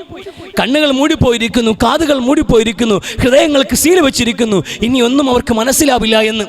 അങ്ങനെ ഒന്നും മനസ്സിലാകാത്ത മനുഷ്യരുണ്ടല്ലോ, എന്ത് കേട്ടിട്ടും ജീവിതത്തിൽ ഒരു പരിവർത്തനവുമില്ലാതെ ജീവിക്കുന്ന മനുഷ്യർ, അവരാണ് ഏറ്റവും നികഷ്ടരെന്ന് അങ്ങനെയും കുറേ മനുഷ്യരെ ഞാൻ കണ്ടിട്ടുണ്ട് എന്ന് സഅദ് ബിൻ അബി വഖാസ് റളിയല്ലാഹു അൻഹു പറയാണ്. ഞാൻ കണ്ടുപോയ ഏറ്റവും നികഷ്ടരായ ഒരു സമൂഹമുണ്ട്, അവർ ജന്തുക്കളെക്കാൾ മോശമായി പോയി എന്ന്. അവർ ജന്തുക്കളെക്കാൾ, മറ്റ് ജീവിവർഗങ്ങളെക്കാൾ മോശമായ മനുഷ്യർ എങ്ങനെ ജീവിക്കുന്നറിയുമോ, അവർ ഉന്നം മുഴുവനും അവരുടെ എന്ത് ചെയ്യുന്നു, വയറിലേക്ക് കേന്ദ്രീകരിക്കപ്പെട്ടിരിക്കുന്നു. അവർക്ക് ചിന്താശേഷികൾ നഷ്ടപ്പെട്ടിരിക്കുന്നു. ഒന്നും ചിന്തിക്കാറില്ല, ഒന്നും ആലോചിക്കാറില്ല. ഒന്നും ചിന്തിക്കാതെ ആലോചിക്കാതെ അവർ പരിപൂർണമായി വയറേ ലക്ഷ്യമെന്ന് കണക്കാക്കി ജീവിക്കുന്ന കുറേ ആൾക്കാരുണ്ട്. തിന്നുക, ഉറങ്ങുക, ഈ പണി മാത്രമേ ഉള്ളൂ. അപ്പം നമ്മളും മറ്റ് ജീവിവർഗം തമ്മിൽ എന്ത് വ്യത്യാസമുള്ളത്? ഒരു വ്യത്യാസവുമില്ല. അതാ ഖുർആൻ പറയുന്ന അങ്ങനെയുള്ള മനുഷ്യരാണ് ഏറ്റവും മോശപ്പെട്ട മനുഷ്യർ. വലക്ക് ദിറാനാലി ജഹന്നമ കസീറൻ മിനൽ ജിന്നി വൽ ഇൻസ് ലഹും ഖുലൂബുൻ ലാ യഫ്ഖഹൂന ബിഹാ വലഹും അയ്യുൻ ലാ യുബ്സിറൂന ബിഹാ വലഹും ആദാൻ ലാ യസ്മഊന ബിഹാ ഉലൈക കൽ അൻആം ബൽ ഹും അളൽ. ഖുർആൻ സംസാരിക്കുന്നത് ഏറ്റവും മോശമായ മനുഷ്യർ, അവർക്ക് വേണ്ടിയാണ് നരകമൊരുക്കിയിരിക്കുന്നത് എന്ന്. ആരെന്നറിയുമോ, അവർക്ക് കണ്ണുണ്ട്, അവർ കാണാറില്ല. അവർക്ക് കാതുകളുണ്ട്, അവരൊന്നും കേൾക്കാറില്ല. അവർക്ക് ഹൃദയമുണ്ട്, അവരൊന്നും ചിന്തിച്ച് മനസ്സിലാക്കാറില്ല. ഇങ്ങനെയുള്ള കുറേ മനുഷ്യരുണ്ടല്ലോ, അവരാണ് ഏറ്റവും മോശപ്പെട്ട മനുഷ്യർ. കൽ അൻആം, നാൽക്കാലികൾക്ക് സമാനം. ബൽഹും അളൽ. അല്ല അങ്ങനെ പറഞ്ഞാൽ ശരിയാവില്ലല്ലോ. അതിനും മോശമാണ് മനുഷ്യനെന്ന്. നാൽക്കാലികൾക്ക് സമാനമെന്ന് പറഞ്ഞ റബ്ബ് മാറ്റി പറയണം. അതല്ല, അതിനേക്കാൾ മോശമാണ് ഇത്തരം മനുഷ്യർ. ചിന്തിക്കാത്ത, കാര്യങ്ങൾ ഗ്രഹിക്കാത്ത, കണ്ണുണ്ടായിട്ടും കാണാത്ത, കാതുണ്ടായിട്ടും കേൾക്കാത്ത മനുഷ്യർ, അവർ നാൽക്കാലികളെക്കാൾ മോശമാണ്. ബൽഹും അളൽ. പിന്നെ അതിനേക്കാൾ മോശമായെന്ന് പറയാനില്ല.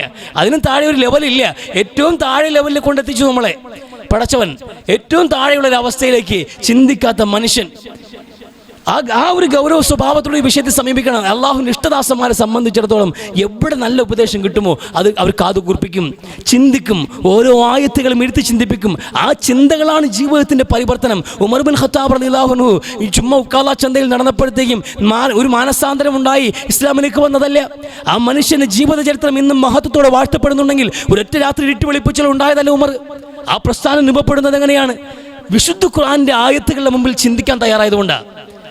വിശുദ്ധ ഖുർആൻ എന്ന ആയത്തുകളുടെ മുമ്പിൽ അദ്ദേഹത്തിൻ്റെ അളിയനായ ഹബീബ് ബിൻ സയ്യിദ് റളിയല്ലാഹു അൻഹു ഓതിക്കൊടുത്ത വിശുദ്ധ ഖുർആന്റെ വചനങ്ങൾ, ആ വിശുദ്ധ ഖുർആന്റെ വചനങ്ങൾ ആ മനുഷ്യൻ അതുവരെയും ഊരിപ്പിടിച്ച വാളും കൊണ്ട് മുഹമ്മദ് നബിയുടെ തലയെടുക്കണം, അതിനു മുമ്പ് തൻ്റെ കൂടപ്പിറപ്പായ ഫാത്തിമയുടെയും അളിയൻ്റെയും തലയെടുക്കാൻ വേണ്ടി തീരുമാനിച്ചു വന്നൊരു മനുഷ്യൻ അള്ളാഹുവിൻ്റെ വചനങ്ങൾ കേട്ട് കഴിയുമ്പോൾ എത്ര മനോഹരമായ വചനങ്ങൾ, ഇരുത്തി ചിന്തിപ്പിക്കുന്ന വാക്കുകൾ. ഇരുന്ന് കേട്ട മനുഷ്യൻ പിന്നെയും പിന്നെയും കേൾക്കാൻ ആഗ്രഹം പ്രകടിപ്പിച്ചു. കൂടുതൽ പഠിക്കാൻ വേണ്ടി മുഹമ്മദ് നബി സ്വല്ലല്ലാഹു അലൈഹി വസല്ലം തങ്ങളുടെ മുമ്പിലേക്ക് വന്ന് ഇസ്ലാം മതം സ്വീകരിച്ചു. ആ ഖുർആൻ നെഞ്ചോട് ചേർത്ത ഒരു മനുഷ്യൻ ജീവിതത്തിലുടനീളം നിങ്ങളേക്ക് വെറും പാഴ് സൃഷ്ടികളായിട്ട് പടച്ചു വിട്ടിരിക്കുന്നു എന്ന് നിങ്ങൾ കണക്കാക്കുന്നുണ്ടോ? നിങ്ങളൊക്കെ വെറും പാഴ്ജന്മങ്ങളാണ്, ഒരു ഉദ്ദേശ ലക്ഷ്യങ്ങളില്ലാതെ വെറുതെ തിന്നു മുടിപ്പിക്കാൻ വേണ്ടി പറഞ്ഞു വിട്ട മനുഷ്യക്കോലങ്ങളാണ് നിങ്ങൾ എന്ന് നിങ്ങൾ കണക്കാക്കുന്നുണ്ടോ? നിങ്ങൾ എൻ്റെ മുമ്പിലേക്ക് മടങ്ങി വരില്ല എന്നും നിങ്ങൾ കണക്കാക്കുന്നുണ്ടോ എന്ന ആയത്തുണ്ടല്ലോ, അടിക്കടി സ്വയം ഓതിയിട്ട് ഇത് ഉമറിനോട് ചോദിച്ച ചോദ്യമല്ലേ റബ്ബ്? ഇത് ഉമറിനോടല്ലേ ഈ ചോദ്യം അല്ലാഹു ചോദിക്കുന്നത്? എന്നെ വെറുതെ പറഞ്ഞു വിട്ടതാണ് എന്ന് ഞാൻ കണക്കാക്കി ജീവിക്കുന്നവനെ പോലെ, റബ്ബിൻ്റെ മുമ്പിലേക്ക് മടങ്ങിപ്പോകില്ല എന്ന് ഉറപ്പുള്ളവൻ ജീവിക്കുന്നവനെ പോലെ ഉമർ ജീവിക്കുന്നത് കൊണ്ട് റബ്ബ് എന്നോട് ചോദിച്ച ചോദ്യമല്ലേ എന്ന്. ആ റബ്ബിൻ്റെ ചോദ്യം ആ സ്വയം ചോദിച്ചിട്ട് എന്നോട് എൻ്റെ റബ്ബ് ചോദിച്ച ചോദ്യമാണെന്ന് അവസാന നിമിഷവും ചിന്തയിൽ കൊണ്ടുവന്ന മനുഷ്യൻ, ഈ മരണത്തോടെടുക്കുന്ന നിമിഷത്തിൽ പോലും മോനെ എൻ്റെ തലയെടുത്ത് മണ്ണിലേക്ക് വെക്ക്, റബ്ബിനോട് കാരുണ്യമുണ്ടാകട്ടെ എന്ന് പറയാൻ ഉമറിന് പരിവർത്തനം ഉണ്ടാക്കിയത് എന്താണ്? വിശുദ്ധ ഖുർആൻ. ഈ വാക്കുകളാണ്. അതിങ്ങനെ പഠിക്കാൻ തയ്യാറായിട്ടാണ് ഓരോ വാചകങ്ങളും ഉമറിനുണ്ടാക്കിയ ആവേശം. ഓരോ സഹാബാക്കളും, എല്ലാ സഹാബാക്കളും സഹാബത്തിൻ്റെ ജീവിതം ഇവിടെ നാം മാറിയത് ഖുർആൻ കേട്ടത് മുതൽ വിശുദ്ധ ഖുർആൻ. അതുകൊണ്ട് അവരെല്ലാവരും പറയുന്നില്ല ഖുർആൻ കേൾക്കല്ലേ നിങ്ങൾ? ശത്രുക്കൾക്ക് പറയാനുണ്ടായിരുന്നത് ഒരു കാരണവശാലും കേൾക്കാൻ പാടില്ല, ആ സദസ്സുകളിലൂടെ കടന്നു പോകാൻ പാടില്ല. അങ്ങനെ കടന്നു പോകേണ്ടി വന്നാൽ അതിനെ അതിജയിക്കുന്ന ശബ്ദ കോലാഹലങ്ങൾ നിങ്ങൾ ഉണ്ടാക്കണേ എന്നും. അതിനെ കേൾക്കാൻ കഴിയാത്ത ഒരു അവസ്ഥയിൽ നിങ്ങൾ ശബ്ദമുണ്ടാക്കുകയോ കാത് പൊത്തിപ്പിടിക്കുകയോ ചെയ്തുകൊണ്ട് അതിനെ നിങ്ങൾ അതിജീവിക്കണമെന്ന്. അത് പരസ്പരം ഉപദേശിച്ച് കേൾക്കാൻ പാടില്ല എന്ന്, കേട്ടാൽ നന്നായി പോകുന്നു, കേട്ടാൽ നന്നായി പോകുന്നത്. നമുക്കിന്ന് പ്രതിബന്ധങ്ങളും തടസ്സങ്ങളും ഉള്ളിൽ കേൾക്കാൻ, പഠിക്കാൻ, ചിന്തിക്കാൻ ഒരു തടസ്സവും ഇല്ല. പക്ഷെ എന്നിട്ടും നമുക്ക് പഠിക്കാൻ കഴിയുന്നില്ല, കേൾക്കാൻ കഴിയുന്നില്ല. ഈ വാചകങ്ങൾ നിങ്ങൾ ഇരുത്തി ചിന്തിപ്പിക്കുന്നില്ല. ഖുർആനുമായിട്ട് അല്പസമയം കടന്നു പോകാൻ നമ്മളെ കൊണ്ട് കഴിയുന്നില്ലല്ലോ. അല്പസമയം വെള്ളിയാഴ്ച അല്ലാത്ത ഒരു സദസ്സിൽ ഒരു പ്രഭാഷണം കേൾക്കാൻ വേണ്ടി ആരെങ്കിലും ഇരുന്ന ചരിത്രമുണ്ടെങ്കിൽ സമീപകാലത്ത് വലിയ പാടാണ്. അല്ലെങ്കിൽ സംഘടനാ സംവിധാനങ്ങൾക്കുള്ളിൽ വരുന്ന കർശനമായിട്ടുള്ള മെമ്പർഷിപ്പുമായി ബന്ധപ്പെട്ട് നിൽക്കുന്ന തെറിച്ചു പോകുന്നൊരവസ്ഥയുണ്ട്. അവിടെ അങ്ങനെയുള്ള ക്ലാസ്സുകൾക്ക് പോയി ഇരിക്കുക എന്നതിനപ്പുറത്തേക്ക് മതം കേൾക്കാൻ വേണ്ടി അള്ളാഹുവിൻ്റെ ഗ്രന്ഥങ്ങളിലൂടെ പടച്ചവൻ്റെയും റസൂലിൻ്റെയും ആ മനോഹരമായ സന്ദേശങ്ങളിലൂടെ ഒന്ന് കടന്നു പോകാൻ ആഗ്രഹിച്ചിരുന്ന സദസ്സിലിരുന്നിട്ടുള്ള ആരെങ്കിലും ഉണ്ടോ ഈ അടുത്ത കാലത്ത്? നമുക്ക് സാധ്യമല്ലതെന്നും. നമുക്കതൊക്കെ വലിയ ബുദ്ധിമുട്ട്. നമുക്ക് ഇവിടെ നിന്ന് ഇങ്ങനെ ചാടാൻ ആലോചിക്കണത്, ഈ ഇരിക്കുന്ന 20, 10, 30 മിനിറ്റ്, ഈ 30 മിനിറ്റ് കൂടി ഉണ്ടെങ്കിൽ 10-300 രൂപ കൂടി സമ്പാദിക്കാമായിരുന്നു എന്ന് പറഞ്ഞിട്ട് ബുദ്ധിമുട്ടിയിരിക്കണല്ലേ ആൾക്കാരും. അല്ലെങ്കിൽ പിന്നെ മുനാഫിക്ക് എന്ന് പറഞ്ഞാലോ, വെള്ളിയാഴ്ചയും പള്ളിയിൽ പോയില്ലെങ്കിൽ ആൾക്കാർ മുസ്ലിം എന്ന് പോലും പരിഗണിക്കാത്തൊരവസ്ഥയുണ്ടായാലോ എന്ന് കണക്കാക്കി ഞാൻ ഇന്നും ഇസ്ലാമിലുണ്ട് എന്ന് നാട്ടുകാരെ അറിയിക്കാൻ വേണ്ടി ജുമാക്കിരിക്കുന്ന എത്രയോ മനുഷ്യരുണ്ട്. ഞാനിപ്പോൾ മുസ്ലിം തന്നെയാണ്, ഇപ്പോഴും മുസ്ലിമാണ് എന്ന് ജനങ്ങളെ ധരിപ്പിക്കാൻ വേണ്ടിയിട്ട്. അല്ലാതെ ഇതിനകത്ത് കയറിയിരിക്കുന്ന നിമിഷങ്ങൾ അള്ളാഹുവിനെ കുറിച്ചും റസൂലിനെ കുറിച്ചും ചർച്ച ചെയ്യപ്പെടുന്ന ഓരോ വാചകങ്ങൾ, അതൊക്കെ എൻ്റെ ജീവിതത്തിൽ കിട്ടുന്ന റീചാർജുകളാക്കി മാറണം. അതൊക്കെ എനിക്കുണ്ടാകുന്ന ഒരു ചാർജിങ് ആണ്. ഒരാഴ്ചത്തേക്കും എൻ്റെ ഭൗതിക കാര്യങ്ങളെല്ലാം ഇസ്ലാമികമാക്കി മാറ്റാൻ, എൻ്റെ പാരത്രിക ലക്ഷ്യങ്ങൾക്ക് ആവേശമുണ്ടാകാൻ, അതിനൊരു മൂർച്ച കൂട്ടാൻ വേണ്ടിയിട്ട് ഈ അറിവുകൾ ഉപകാരപ്പെടും എന്ന താല്പര്യത്തോടു കൂടി എവിടെയാണ് ആരെങ്കിലും ജുമാക്കിങ്ങിൽ ഇരുന്നിട്ടുണ്ടോ? ഇല്ല, താല്പര്യമേ ഇല്ല. നമുക്കിതൊക്കെ എന്ത് ചെയ്യാണ്? നമ്മൾ ഈ ഇരിക്കുന്ന സമയങ്ങളും ഈ ചിലവാക്കുന്ന നിമിഷങ്ങൾ പോലും ദുനിയാവിന് വേണ്ടി അധ്വാനിച്ചിരുന്നെങ്കിൽ കുറെ കൂടി സേവിങ്സ് ഉണ്ടാക്കാമായിരുന്നു, കുറെ കൂടെ ബാധ്യതകൾ ഒഴിവാക്കാമായിരുന്നു എന്ന് കണക്കാക്കുന്നവരെ നമ്മൾ. അതുകൊണ്ട് നമുക്കിതൊന്നും എടുക്കാൻ സമയം കിട്ടുന്നില്ല. അത് അബദ്ധമായ ധാരണയാണ്. നമുക്ക് അവശേഷിക്കുന്നത് നിങ്ങൾ ഇരിക്കുന്ന ഇരുത്തമാണ്, ഈ കേൾക്കുന്ന അറിവുകളാണ്, ഇത് ജീവിതത്തിൽ ഉണ്ടാകുന്ന ചലനങ്ങളാണ്. അതാണ് ആവശ്യമായിട്ടുള്ളത്. ആ ചിന്തകളും ചലനങ്ങളുമാണ് മനുഷ്യനെ നിയന്ത്രിക്കേണ്ടത്. ഇബ്നു ഉമർ റളിയല്ലാഹു തആല അൻഹു, നിങ്ങൾ അള്ളാഹുവിൻ്റെ മുമ്പിൽ നിൽക്കുന്ന ഒരു ദിവസം, യൗമ യഖൂമു നാസു ലിറബ്ബിൽ ആലമീൻ, വിശുദ്ധ ഖുർആൻ സൂറത്തുൽ മുത്തഫിഫീൻ, അതിങ്ങനെ ചർച്ച ചെയ്തുകൊണ്ടിരിക്കുമ്പോഴത്തേക്കും ആ ഒരൊറ്റ ആയത്തിന് മുമ്പിൽ അദ്ദേഹം വിറച്ചു വീണുപോയത്. അള്ളാഹുവിൻ്റെ മുമ്പിൽ നിൽക്കുന്നൊരു ദിവസം. ആ ആയത്തുകളൊക്കെ അവരെന്തുമാത്രം വേദനിപ്പിക്കുന്നുണ്ട്. അതാണ് നരകവാസികൾ ആ നരകത്തിൽ കിടന്നുകൊണ്ട് നിങ്ങൾ നമ്മളെ സഹായിക്കുമോ എന്ന് സ്വർഗനിവാസികളെ വിളിച്ചു ചോദിക്കുന്ന നിമിഷത്തെക്കുറിച്ചുള്ള ആയത്തെടുത്ത് വെച്ചിട്ട് പച്ചവെള്ളം കയ്യിൽ പിടിച്ച മനുഷ്യൻ വിറച്ച് കരഞ്ഞുപോയി. എന്താ ചോദിക്കാനുള്ള നരകനിവാസികൾക്ക്? പച്ചവെള്ളമല്ലേ ചോദിക്കാനുള്ളത്? ഈ വെള്ളം കിട്ടാത്തൊരവസ്ഥ പരലോകത്തുണ്ടാകുമെന്നോ എന്ന് ഓർക്കുമ്പോൾ ഈ വെള്ളം പോലും തൊണ്ടയിൽ കിട്ടുപോകുന്നു എന്ന് ചിന്തിച്ച് കരഞ്ഞു വിളിച്ചൊരു സഹാബി ഇബ്നു ഉമർ റളിയല്ലാഹു തആല അൻഹു. പച്ചവെള്ളത്തിൻ്റെ വില പോലും മനുഷ്യൻ ദുനിയാവിൽ മനസ്സിലാക്കാൻ, അവൻ്റെ കണ്ണു തുറപ്പിക്കാൻ എത്ര ആയത്തുകൾ. നിങ്ങൾ ഉണ്ടതും ഉടുത്തതും നിങ്ങൾ അനുഭവിച്ചതും ഓരോ അനുഗ്രഹങ്ങൾക്കും അക്കമിട്ട് മറുപടി പറയേണ്ട ദിവസം വരില്ലേ എന്ന് വിശുദ്ധ ഖുർആൻ ചോദിക്കുന്നുണ്ട്. കുടിച്ച വെള്ളത്തിന് കണക്ക് പറയണമോ എന്ന് റസൂലിന്റെ മുമ്പിൽ ഉമർ ബിൻ ഖത്താബ് റളിയല്ലാഹു അൻഹു, അതേ പറയണം ഉമറേ എന്ന് അല്ലാഹുവിൻ്റെ റസൂലിൻ്റെ മറുപടി. കുടിച്ച വെള്ളത്തിന് റബ്ബിന് മുമ്പിൽ മറുപടി പറയണം. ചിന്തിക്കാൻ, ആ ചിന്തകളെ തൊട്ടുണർത്താൻ വേണ്ടിയാണ് ഖുർആൻ ഇറങ്ങിയത്. ആ വാക്കുകൾ നമ്മളെ എന്ത് ചെയ്യണം? ആവേശം കൊള്ളിക്കണ്ടേ? ആ വാക്കുകൾ നമ്മൾ എടുത്ത് ചിന്തിപ്പിക്കണ്ടേ? ജീവിതത്തിൽ പരിവർത്തനം ഉണ്ടാകണ്ടേ? മാനസാന്തരം ഉണ്ടാകണ്ടേ? എന്നും ഒരേ വഴിക്ക് സഞ്ചരിച്ച് പാപത്തിൻ്റെ പ്രതീക്ഷയിലൂടെ സഞ്ചരിച്ച് അവസാനം നമ്മൾ പാവികളായി ഈ ലോകത്ത് പരാജയപ്പെട്ടവനായി മരണപ്പെട്ടു പോകുന്ന അവസ്ഥ ഉണ്ടാകാൻ പാടുണ്ടോ? മുസ്ലിം ശ്മശാനത്തിൽ അടക്കിയത് കൊണ്ട് നിങ്ങൾ സ്വർഗം പിടിക്കുമെന്നാരും കണക്കാക്കാൻ പാടില്ല. ഈ മുസ്ലിങ്ങൾ എല്ലാവരെയും അടക്കുന്നിടത്ത് നമ്മളെ അവസാനം അടക്കുമല്ലോ, അത് മതി, നമുക്കത് മതിയാകും എന്ന് കണക്കാക്കിയിട്ടാരും നിൽക്കണ്ട.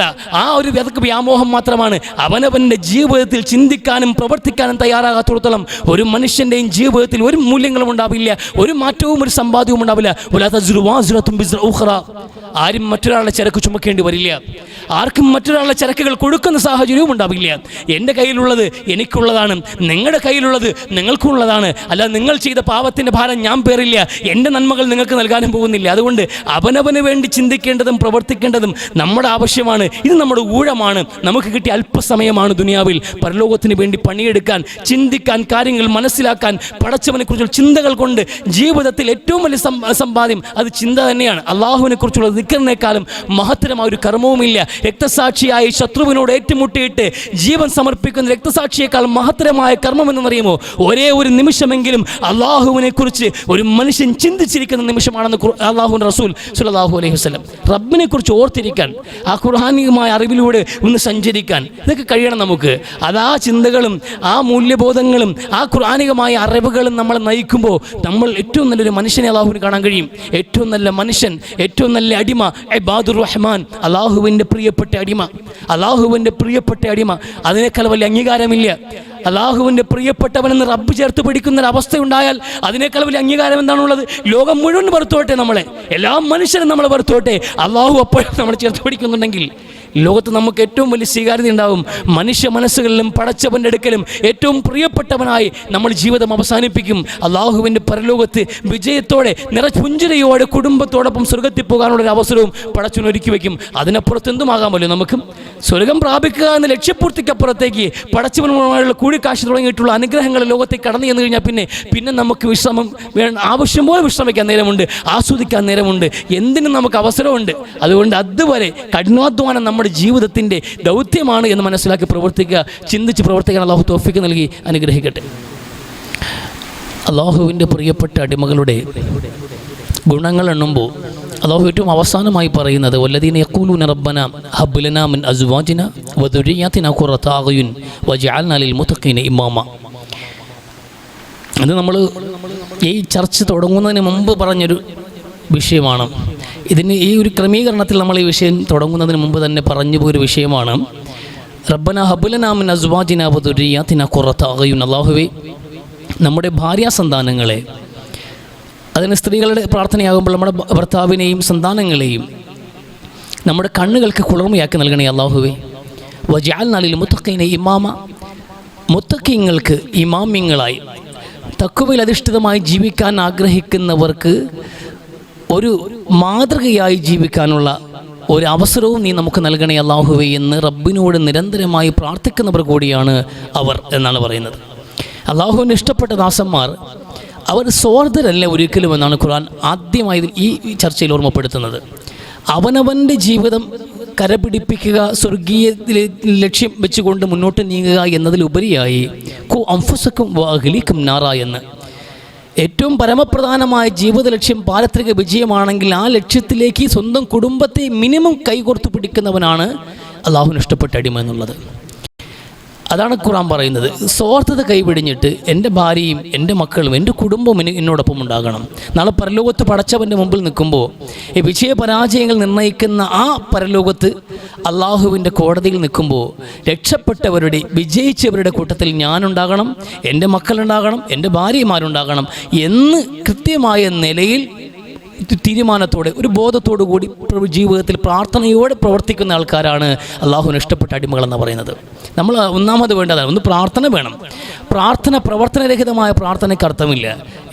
മക്കളെ വഴിക്ക് വിടുക, ഭാര്യയുടെ വഴിക്ക് വിടുക, ആരെങ്ങനെ ജീവിച്ചോട്ടെ എന്ന് അവരെ ആ വഴിക്ക് വിട്ടതിന് ശേഷം നമ്മളിരുന്ന് പ്രാർത്ഥിക്കുന്നതിൽ അർത്ഥമില്ല. നമ്മുടെ നിയന്ത്രണത്തിലുള്ള ആൾക്കാരാണ് അവരെല്ലാവരും. അപ്പോൾ അതുകൊണ്ട് തന്നെ അവർക്ക് വഴി കാണിക്കേണ്ട ബാധ്യത കൂടി നമ്മളുണ്ട്. കൃത്യമായിട്ട് ബാങ്ക് വിളിക്കുമ്പോൾ വാപ്പയും മകനും പള്ളിയുടെ പുറത്ത് സംസാരിച്ചിരിക്കുമ്പോൾ ബാങ്ക് വിളിക്കണം. വാപ്പ നേരെ മക്കളെ ബാങ്ക് വിളിച്ച് ഞാൻ പള്ളിയിലോട്ട് പോകണമെന്ന്. മക്കളെ ഈ ബാങ്ക് വിളിച്ചു, വാപ്പ പള്ളിയിലേക്ക് വരാണ്. അപ്പോൾ അവൻ എന്നപ്പോൾ വാപ്പ അങ്ങോട്ട് പോയി, ഞാൻ ഇങ്ങോട്ട് പോകണമെന്ന്, എനിക്ക് ഇങ്ങോട്ട് പോകേണ്ടെന്ന്. അപ്പോൾ ഇതാണ് അവസ്ഥ. മകനെ അങ്ങോട്ട് അവനെ ആ സ്വാതന്ത്ര്യത്തിന് വിടുകയാണ്. അവനിൽ പോകാനുള്ള വേറെ വഴിയാണ്. അപ്പോൾ ബാങ്ക് വിളിച്ചുകൊണ്ട് എനിക്ക് പള്ളിയിലോട്ട് പോകണം, കാരണം എൻ്റെ പരലോകം, എൻ്റെ പള്ളി, എൻ്റെ പടച്ചവനുള്ള കടമയിൽ നിൽക്കുകയാണ്. ഇതാണ് അവസ്ഥ. വാപ്പയും മകനാണെങ്കിൽ പോലും ഇതാണ് അവസ്ഥ എന്നുള്ളത്. കാരണം മക്കളുടെ വഴിക്ക് ഫ്രീഡം, പെമ്മക്കൾക്കും ഇത് ആൺമക്കളെക്കാൾ സ്വാതന്ത്ര്യം അനുവദിക്കപ്പെട്ട ഒരു കാലഘട്ടത്തിലാണ് നമ്മൾ കടന്നു പോകുന്നത്. നമുക്കെല്ലാം അറിയാം, പക്ഷെ നമുക്കൊന്നും അറിയില്ല എന്നതാണ് പലപ്പോഴും പല ആൾക്കാരുടെയും ജീവിതം കാണുമ്പോൾ മനസ്സിലാവുന്നത്. എന്ത് നല്ല മനുഷ്യൻ, എല്ലാം അറിയാം, ആദ്യ ആയത്തൊക്കെ നല്ല ഗ്രാഹ്യതയാണ്, ഭയങ്കര ജീവിത സൂക്ഷ്മതയാണെന്ന്. അവരെ മക്കളാണോ ഈ പോകുന്നത് എന്ന് നമുക്ക് തന്നെ അത്ഭുതം തോന്നിപ്പോകുന്ന അവസ്ഥയിലാണ് പല ആൾക്കാരുടെയും മക്കളുടെ ജീവിതം എന്നുള്ളത്. അത് ആൺകുട്ടികളാകട്ടെ പെൺകുട്ടികൾ, ഏറ്റവും കൂടുതൽ കാണാൻ കഴിയുന്നത് പെൺകുട്ടികളാണ്. തട്ടൻ തലയിലുണ്ട് എന്നതിനപ്പുറത്തേക്ക് അവർ ജീവിതത്തിൽ കാണുന്ന പല കാര്യങ്ങളും പച്ചയായ അനിസ്ലാമികത നമ്മൾ വീട്ടിൽ നിന്ന് പ്രോത്സാഹനം കൊടുക്കുകയാണ്. കാരണം ഈ മോഡേൺ കൾച്ചറുള്ളൊരു കാലഘട്ടത്തിൽ നമ്മൾ എന്തിനും പിടിവാശി കാണിക്കണമെന്നാണ്. പിടിവാശി കാണിച്ചില്ലേ പറ്റുള്ളൂ. കാരണം നമ്മുടെ പരലോക വിഷയമല്ലേ, നമ്മുടെ പാരത്രിക ജീവിതത്തിൻ്റെ വിഷയമല്ലേ. കാലം മാറിയത് കൊണ്ട് കാലത്തിനനുസരിച്ച് കോലം കെട്ടിയാടാമെന്ന് ആരാ നമുക്ക് അനുവാദം നൽകിയത്? ജനങ്ങൾ എല്ലാവരും മോശപ്പെട്ടാൽ നമ്മൾ മോശക്കാരാകാൻ തയ്യാറാണെന്നോ? അങ്ങനെയാണ് കണക്കാക്കുന്നത്. ഞാൻ ജനങ്ങൾക്കൊപ്പമാണ് എന്ന് പറയുന്ന അവസരവാദ നിലപാടിനെ അല്ല ഇസ്ലാം എന്ന് വിളിക്കുന്നത്. ഇവിടെ എല്ലാവരും ഇങ്ങനെയൊക്കെയാണ്, അതുകൊണ്ട് എൻ്റെ മക്കളും അങ്ങനെയായി എന്ന് പറയാൻ എങ്ങനെ ഞങ്ങൾക്ക് സാധ്യമാകുന്നത്? ഈ കോളേജുകൾ, ക്യാമ്പസുകളിലൊക്കെ നമ്മുടെ പെൺകുട്ടികൾ നമ്മൾ നന്നായി മനസ്സിലാക്കുക. നമ്മുടെ മക്കളുടെ വളർച്ച, അവരുടെ ആവശ്യങ്ങൾ, അവരുടെ ആഗ്രഹങ്ങൾ, ഇതൊക്കെ മനസ്സിലാക്കാനുള്ളൊരു മെച്യൂരിറ്റി എല്ലാ രക്ഷകർത്താക്കൾക്കും ഉണ്ടാകണം. നമ്മുടെ മക്കളെന്ന് ഞാൻ മലക്കുകളാണ് എന്നർത്ഥം നമ്മൾ കണക്കാക്കാൻ പാടില്ല. നമ്മുടെ പെൺകുട്ടികളെന്ന് പറഞ്ഞാൽ എൻ്റെ മോളാണ്, അവൾക്ക് അങ്ങനെ എങ്ങും അവളെ വഴിവെപ്പിക്കാൻ ആരെ കൊണ്ടും പറ്റൂല എന്ന മുൻവിധിയൊക്കെ വെറും അബദ്ധമാണെന്നേ. മനുഷ്യനാണെങ്കിൽ അവന് സഹജമായ ചില വികാരങ്ങളും താല്പര്യങ്ങളും ആഗ്രഹങ്ങളും ഒക്കെ ഉണ്ടാകും. അപ്പോൾ ഇതെന്ത് ചെയ്യും? ഇതിനൊക്കെ നമ്മൾ വെള്ളവും വളവും ഇട്ട് കൊടുക്കുമ്പോഴത്തേക്കും അവർ വഴിതെറ്റി പൊയ്ക്കൊണ്ടേയിരിക്കും. ഇവിടെ ഗുഡ് ടച്ച്, ബാഡ് ടച്ച് എന്നൊക്കെ പറഞ്ഞ് പല ഉപദേശങ്ങളും നിർദ്ദേശങ്ങളും ഒക്കെയാണ് കുട്ടികൾക്ക് നൽകപ്പെടുന്നത്. ഇത് എവിടെ നിന്നുണ്ടായാൽ അധ്യാപകരുടെ ഭാഗത്തു നിന്നുണ്ടാകുന്നു, അല്ലെങ്കിൽ എന്ത് രക്ഷകർത്താക്കളുടെ ഭാഗത്തു നിന്നുണ്ടാകുന്നു, കുടുംബവുമായി ബന്ധപ്പെട്ട വലിയ മുതിർന്ന ആൾക്കാരിൽ നിന്നുണ്ടാകുന്നുണ്ടോ എന്നെല്ലാവരും ജാഗ്രതയോടെ അന്വേഷിക്കുമ്പോൾ സമപ്രായക്കാർക്കിടയിൽ എന്തുമാകാം, അവർക്ക് പ്രണയിക്കാം, അവർക്ക് ടച്ചുകളാകാം, എന്തുമാകാം, ഏത് ബന്ധങ്ങളുമാകാം എന്നുള്ള സ്വാതന്ത്ര്യം കിടക്കുകയാണ്. അത് ചോദിക്കാൻ പാടില്ല. അത് ചോദിച്ചാൽ സദാചാര ഗുണ്ടായിസമാവും. ഈ ഒരു അവസ്ഥയുണ്ട്, വളരെ മോശമായ അവസ്ഥയാണ്. നിങ്ങളൊന്ന് ഈ ചുറ്റുവട്ടത്തൊക്കെ യാത്ര ചെയ്യുകയാണെങ്കിൽ എല്ലാവർക്കും മനസ്സിലാവുന്നത്. നമുക്ക് ചില സമയത്ത് ആലോചിച്ചു, ഇതിപ്പോൾ ആരാൻ്റെ മക്കളാണ്, ഏത് പയ്യൻ്റെ ബൈക്കിൽ ഇരുന്നാണ് ഇവിടെ പോകുന്നത്, ആരെ മോളാണ് എന്ന് പഠിക്കാൻ വേണ്ടി വിട്ടതല്ലേ? അങ്ങനെ ആ വിധത്തിൽ കാണാൻ കഴിയുന്ന പെൺകുട്ടികളുടെ അവസ്ഥയുണ്ട്, ആൺകുട്ടികളുടെ അവസ്ഥയുണ്ട്. ജാതി, മതം, അതൊന്നും ഇവിടെ പ്രശ്നമല്ല. ഇതിലെങ്ങും ജിഹാദുമില്ല, ഭീകരവാദവും തീവ്രവാദവും ഒന്നുമില്ല. പക്ഷേ എല്ലാം സ്വാതന്ത്ര്യത്തോടു കൂടി ഇവിടെ നടന്നുകൊണ്ടേയിരിക്കുകയാണ്. എവിടെ വലിയ പ്രോത്സാഹനം ഉണ്ടെന്ന് വിദ്യാഭ്യാസ സ്ഥാപനങ്ങളിൽ പോലും. കാസ്റ്റ് വ്യത്യാസമുണ്ടെങ്കിൽ, ജാതിയും മതവും വ്യത്യാസപ്പെട്ടവർക്കിടയിൽ പ്രണയം ഉണ്ടാകുമ്പോൾ ഒരാൾക്കൂട്ടം തന്നെ ആ ക്യാമ്പസിനകത്ത്, സ്കൂളിനകത്ത് സപ്പോർട്ട് ചെയ്യാനുണ്ടാകും. അടുത്തൊരു ദിവസം ഒരു പയ്യൻ വന്നിട്ട് വലിയൊരു ചെറിയൊരു ഒരു കാര്യം ചോദിച്ചാണ്. ഈ പരിസരത്തൊക്കെ തന്നെ ഉള്ള ഒരു കുട്ടിയാണ്. വന്നിട്ട് അവനൊരു സംശയം, കണക്കൊരു പ്രശ്നമുണ്ട്. പ്രശ്നമല്ല, അവൻ്റെ പ്രശ്നമല്ല അത്. അവൻ പറഞ്ഞു, നമ്മുടെ ക്ലാസ്സിലുള്ള ഒരു മുസ്ലിം പെൺകുട്ടി അപ്പുറത്തെ ക്ലാസ്സിലുള്ള ഒരു അതർ കാസ്റ്റിലുള്ള പയ്യനോട് ഭയങ്കരമായ പ്രണയം നടക്കുകയാണ്, എല്ലാവരും വലിയ സപ്പോർട്ടാണ്, ഞാനിവിടെ എന്ത് ചെയ്യുന്നു? വളരെ ചെറിയ പ്രായമുള്ള 13 വയസ്സ് മാത്രം പ്രായമുള്ള പയ്യൻ ആ കുട്ടിയുടെ ക്ലാസ്സിൽ പഠിക്കുന്നത് 13 വയസ്സുള്ള ഒരു മുസ്ലിം പെൺകുട്ടിയാണ്. ഇത് നമ്മളോട് വന്നിട്ട് ഇവന് എന്ത് ചെയ്യണമെന്നറിയില്ല. പക്ഷേ ഇത് നമ്മളോട് പങ്കുവെക്കുകയാണ്. പക്ഷെ അവിടെ എല്ലാവരും വലിയ പ്രോത്സാഹനം കൊടുക്കുന്നുവെന്ന്. ആ സ്കൂളോ കുട്ടിയോ കുടുംബമോ ഒന്നും നമുക്കറിയുന്ന കേസല്ല. പക്ഷെ എന്നിരുന്നാൽ പോലും അങ്ങനെ ഒരു സാഹചര്യം, ഒരു ഒറ്റപ്പെട്ട സംഭവത്തിന് സാക്ഷിയായ ഈ 13 വയസ്സുകാരൻ ഇത് വന്ന് നമ്മളോട് ഷെയർ ചെയ്യുമ്പോൾ ഇതിന് സമാനമായി എത്ര അവസ്ഥയുണ്ട്. ഇത് രക്ഷകർത്താക്കൾ അറിയുന്നുണ്ടോ? ഇത് രക്ഷകർത്താക്കൾ എന്തെങ്കിലും ഒരു വിഷയമുണ്ട്. ഈ വിധത്തിൽ നമ്മളെ മക്കൾ വഴിപിഴച്ചു പോകാവുന്ന ഒരുപാട് സാധ്യതകൾ. ഇതൊരു ഉദാഹരണം മാത്രമാണ്. ഇതൊരൊറ്റ ഉദാഹരണം മാത്രമാണ്. ഇതിനപ്പുറത്തേക്ക് വേഷങ്ങൾ, മോഡേൺ ഡ്രസ്സുകൾ, ആൺകുട്ടികൾ ഉപയോഗിക്കുന്ന ഡ്രസ്സുകൾ സ്ത്രീകൾ ഉപയോഗിക്കരുത് എന്നും സ്ത്രീകൾ ഉപയോഗിക്കുന്ന വസ്ത്രങ്ങൾ പുരുഷന്മാർ ഉപയോഗിക്കരുത് എന്നുള്ളത് കട്ടായം ഇസ്ലാം പഠിപ്പിച്ചതാണ്. അതിനൊക്കെ കാര്യങ്ങളുണ്ട്. അതുകൊണ്ട് കർശന ബുദ്ധിയോടുകൂടി അല്ലാഹു റസൂൽ പറഞ്ഞത്, ആ സംസ്കാരത്തിൽ നിന്ന് മാറി നടന്നിട്ട് മുസ്ലിം എന്ന് പറയാൻ നിങ്ങൾക്ക് അറപ്പില്ലേ? നമ്മുടെ പെമ്മക്കൾക്ക് ഈ ജീൻസ് പാൻറ്റ് വലിച്ചു കയറ്റി കൊടുത്തിട്ട്, ടീഷർട്ടും ഇടിച്ചു കൊടുത്തിട്ട് നിങ്ങൾ എന്ത് മുസ്ലിം എന്ന് പറയാനാണ് ആഗ്രഹിക്കുന്നത്? റസൂൽ പച്ചയായി പറഞ്ഞൊരു കാര്യമില്ലേ? അന്നിപ്പോൾ അങ്ങനെ പാൻ ഇട്ടുകൊണ്ട് ഇപ്പം എന്ത് ഉണ്ടാവുമെന്ന് അത് നിങ്ങൾ അറിയേണ്ട കാര്യമില്ല. അറിയാൻ 1000 ഉണ്ട്. ഇതിലിപ്പോൾ പറയാനാണെങ്കിൽ നിങ്ങളത് അറിയേണ്ട കാര്യമില്ലല്ലോ. നിങ്ങൾ മുസ്ലിമാണെന്ന് പറയുന്ന പക്ഷം റസൂലിനെ അനുസരിക്കാൻ ബാധ്യതപ്പെട്ടവരില്ലേ? അള്ളാഹുവിനെ അനുസരിക്കണ്ടേ? അവിടെ നിങ്ങൾ യുക്തിക്ക് പോലും വരയില്ല. അല്ലെങ്കിൽ വിശ്വാസത്തിന് പുറത്ത് നിങ്ങൾക്ക് എന്തുമാവാം. വിശ്വാസം എന്ന് പറയുമ്പോൾ അതിങ്ങനെയാണ്. നമ്മുടെ ഈ പെൺകുട്ടികളൊക്കെ മോഡേൺ ഡ്രസ്സ് ഇട്ട് ഇങ്ങനെ ഇറക്കി വിടുകയാണ്. ഇത് നമ്മുടെ കൾച്ചറല്ല. കാതിൽ കടുക്കനും ഇട്ട് കാതിൽ കമ്മലിട്ട് കിടക്കുന്ന ആൺകുട്ടികൾ, അത് ഇസ്ലാമല്ല. നമ്മുടെ പയ്യന്മാരൊക്കെ ഇങ്ങനെ കമ്മലിട്ട് കിടക്കുകയാണ്. ഇത് ഇസ്ലാമല്ലല്ലോ. സ്വർണ്ണമാലകൾ അണിഞ്ഞ് നടക്കുകയാണ്. ഇത് ഇസ്ലാമല്ലല്ലോ. ഇങ്ങനെയല്ലല്ലോ പഠിപ്പിച്ചു. പെൺകുട്ടികളെ പോലെ നടക്കാൻ ആൺകുട്ടികളെ ശീലിപ്പിക്കാൻ പാടില്ല. ആൺമക്കളെ പോലെ നടക്കാൻ പെൺകുട്ടികളെയും പഠിപ്പിക്കാൻ പാടില്ല. ഓരോരുത്തർക്കും ഓരോ വസ്ത്രമുണ്ട്. നമ്മുടെ ഇസ്ലാമിക സംസ്കാരത്തിൻ്റെ ഭാഗമാണ്, നമ്മുടെ കൾച്ചറിൻ്റെ ഭാഗമാണ് നമ്മുടെ വേഷവിധാനം എന്നുള്ളത്. ആണിനും പെണ്ണിനും വെവ്വേറെ, അങ്ങനെ ഓരോ മേഖലയിലും. പക്ഷേ ഇതെങ്ങും നമ്മൾ പാലിക്കൂല. അവൻ റോഡിൻ്റെ കോർപ്പറേഷൻ കുപ്പത്തൊട്ടി ക്ലീൻ ചെയ്യുന്ന കണക്ക് ഈ പാൻറ്റ് വിട്ട് റോഡ് നീളെ ക്ലീൻ ചെയ്ത് പോകുമ്പോൾ വാപ്പ കണ്ണും കാലിന് നമ്മൾ വസ്ത്രം എടുത്ത് ഇങ്ങനെ പള്ളിക്കകത്തും വരും. ഞാൻ നന്നായത് കൊണ്ട് മാത്രം കാര്യമില്ലല്ലോ. എന്നെ ഏൽപ്പിക്കപ്പെട്ട ഒരു ഉത്തരവാദിത്തമാണല്ലോ എൻ്റെ മക്കളെ കൂടി നന്നാക്കുക എന്നുള്ളത്, എൻ്റെ ഭാര്യയെ കൂടി നന്നാക്കുക എന്നുള്ളത്. അല്ലാഹുവേ, അവർ മുത്തക്കീങ്ങൾക്ക് മാതൃകയാക്കി എൻ്റെ കുടുംബത്തെ മാറ്റണമെന്ന് പ്രാർത്ഥിക്കേണ്ടത് നമ്മുടെ ബാധ്യതയല്ലേ? അല്ലാഹുവിന് ഇഷ്ടപ്പെട്ട അടിമകൾ അങ്ങനെയാണ്. സ്വന്തം കാര്യം മാത്രമല്ല, മക്കൾ നന്നായി പോകുന്നുണ്ടോ എന്ന് നോക്കും, ഭാര്യയെ നന്നായിട്ട് പോകുന്ന നോക്കും. ദുനിയാവല്ല നമുക്ക് പ്രധാനം. എൻ്റെ മകനും നല്ല വരുമാനം ഉണ്ടാക്കണം, എൻ്റെ മകളും മോഡേൺ കൾച്ചറോടെ ജീവിക്കണം എന്നതല്ല നമ്മുടെ ലക്ഷ്യം. ഒരു ദിവസം കഫംപുതയിൽ പൊതിഞ്ഞ് മൺമറഞ്ഞു പോകേണ്ടവരാണ് നമ്മൾ ഓരോ മനുഷ്യരും. അന്ന് എൻ്റെ മക്കൾ എന്നെ കുറ്റം പറയാൻ പാടില്ല, എൻ്റെ ഭാര്യ എന്നെ കുറ്റം പറയാൻ പാടില്ല, എൻ്റെ പെൺമക്കൾ എന്നെ കുറ്റം പറയാൻ പാടില്ല. അവർക്ക് ഞാൻ വഴി കാണിച്ചിട്ടുണ്ട് എന്ന് അവരെ ഞാൻ വഴിപിഴപ്പിച്ചിട്ടില്ല എന്ന്, ദുനിയാവിൻ്റെ പളപളപ്പിന് പിറകിൽ ഞാൻ പറഞ്ഞു വിട്ടിട്ടില്ല എന്ന്, പണത്തിന് വേണ്ടിയിട്ട് ഞാൻ അവരെ പറഞ്ഞു വിട്ടിട്ടില്ല എന്ന്, അവരെ പരലോകത്തിന് വേണ്ടി ആവശ്യമായതാണ് ഞാൻ ഒന്നാം പരിഗണന കൊടുത്തത് എന്ന് മനസ്സാക്ഷിയെങ്കിലും ബോധ്യപ്പെടുത്താനുള്ള ഒരു ഉത്തരവാദിത്വ നിർവഹണം രക്ഷകർത്താവിൻ്റെ ഭാഗത്തു നിന്നുണ്ടാകണം. ഉണ്ടായിത്തീരൂ. അങ്ങനെ ഉള്ളവനാണ് അള്ളാഹുവിന് ഇഷ്ടപ്പെട്ട അടിമ എന്ന് വിശുദ്ധ ഖുർആൻ അത് അവസാനം പറഞ്ഞതാണ്. ഇതോടെ നമ്മൾ ആ ചാപ്റ്റർ അവസാനിപ്പിക്കുകയാണ്.